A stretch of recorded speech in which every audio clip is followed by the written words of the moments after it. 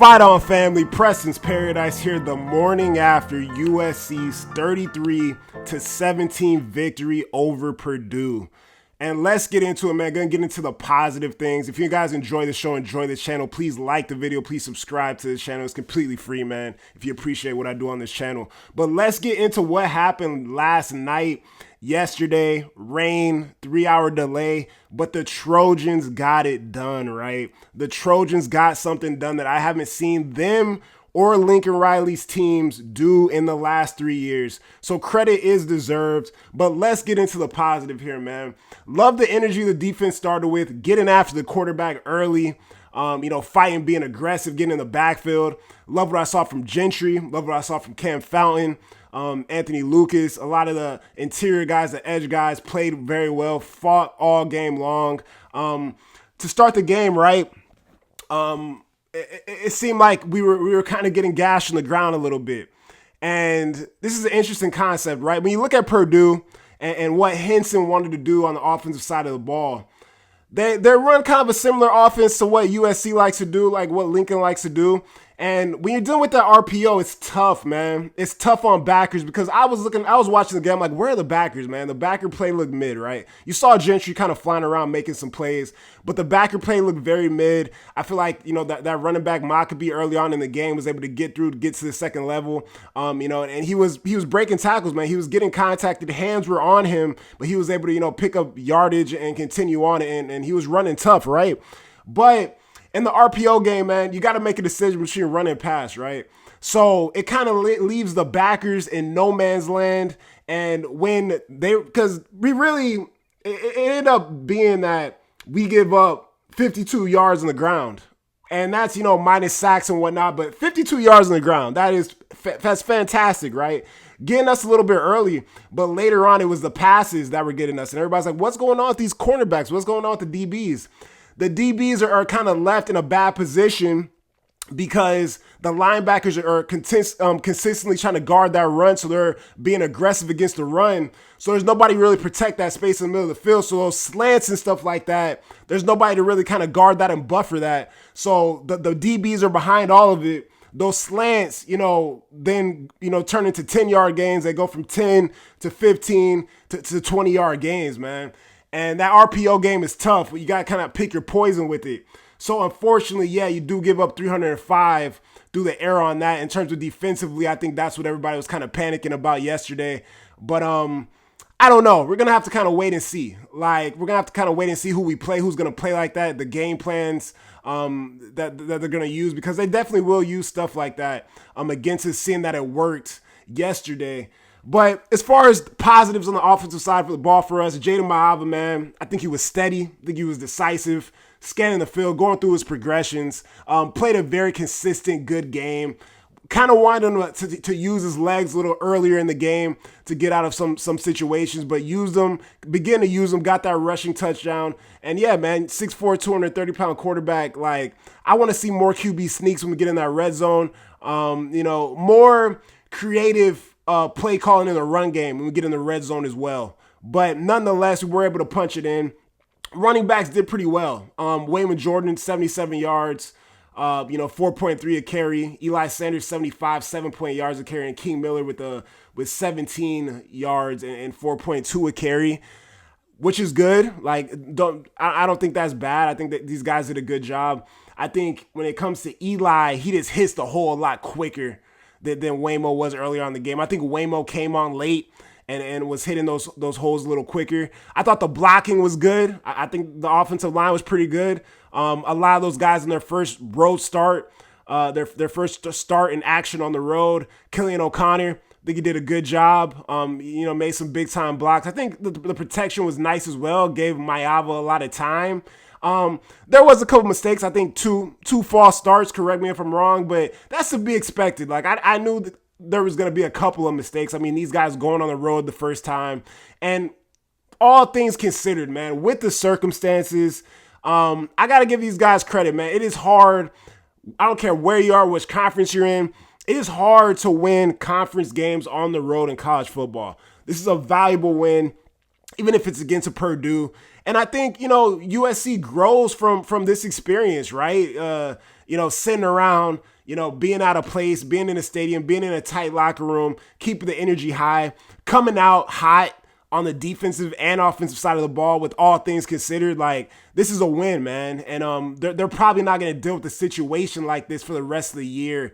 So I think this builds them, mentally for going into all these other tougher road environments and situations that we have coming up throughout the course of the season. The wide receivers, superb. Jacoby, a dog, 3 receptions, 115 yards. Love what I saw from the tight ends and Lake McCree and Walter Lyons. Love the action, the play calling with the tight ends, with the 12 personnel. In short yard situations, having those guys, line up, come across the field, using that action of the wide receivers to kind of cause traffic, pick off some of the guys in the secondary and allow some easy opportunities for the tight ends. Talked about how that was something I want to see in the offseason, man. We're seeing it. The ability for Lincoln to run the ball 44 times, included in Maava had seven of those carries, but 44 times to run the ball, and to run the ball at the end of the game when you really need to consistently kind of stick with it, right? When you're picking up a couple yards, 2-3 yards. Like, I love that, man. Keep running the ball, keep that clock ticking when you need to. I was very happy to see that, particularly at the end of the game when we need to get out of there and things were getting a little tricky. On the defensive side of the ball, man, Bishop Fitzgerald making those big time interceptions when we needed to. This team made some spectacular plays when we needed, man. Bishop Fitzgerald with 2 interceptions. That first one was huge. And big job, man. Big job. The guys getting in the backfield, getting after the quarterback. Ja with the 70-yard pick six, man. To really put the nail in the coffin for us was huge, man. And I love it because takeaways are so big. All the best teams in college football, man. They take the ball away when they need to the most. And that's championship type DNA, man. I'm not saying we're going to be a championship team this season. I don't see us winning the national championship. But the ability to do this, the ability to make big time plays in games, right? This is not the biggest of games, but making big time plays when you need them, when you really need them to change momentum, especially on the road, is huge. And that's what we saw from this team yesterday in their first, road outing, man, as a young team together.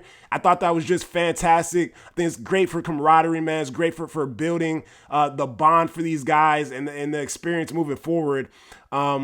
Just really thought it was fantastic, man. So let's get to some of the negatives here. And I'll just say this, right? We could talk about penalties. Bitched and complained about penalties last season. I refuse to do it this season. I'm not doing it, man.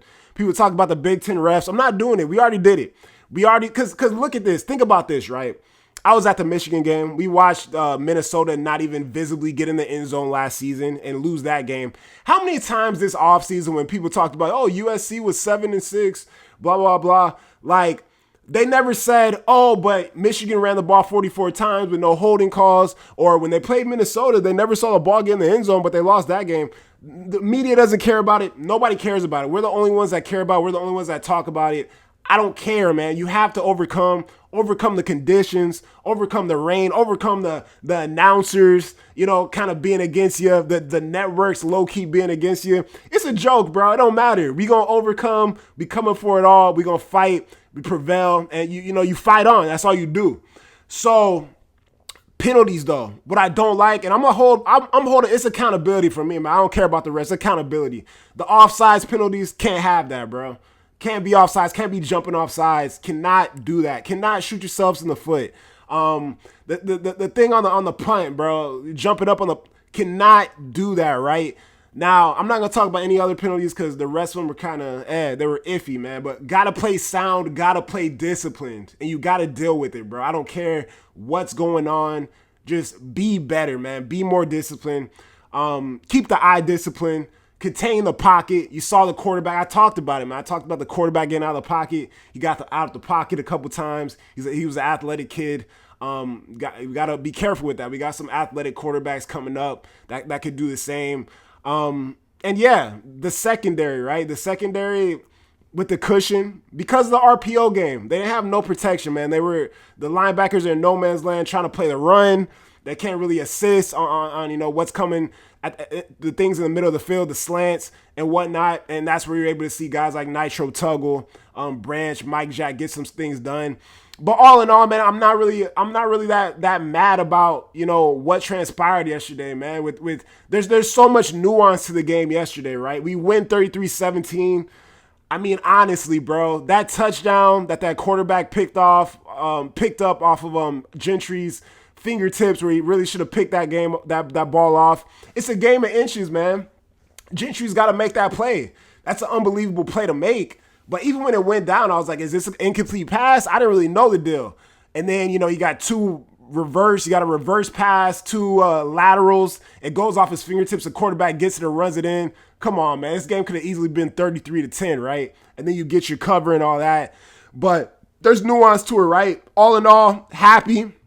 These boys, they did something that we haven't seen them do in the last 3 years. Shouts out to Lincoln Riley for having everybody prepared, the travel, everything on point.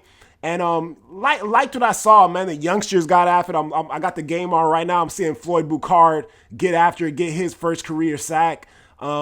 Big time tackle for loss today from Jakeem Stewart. The guys really were getting after it, and they can build on it, man. I think the linebacker play has to be a little bit better.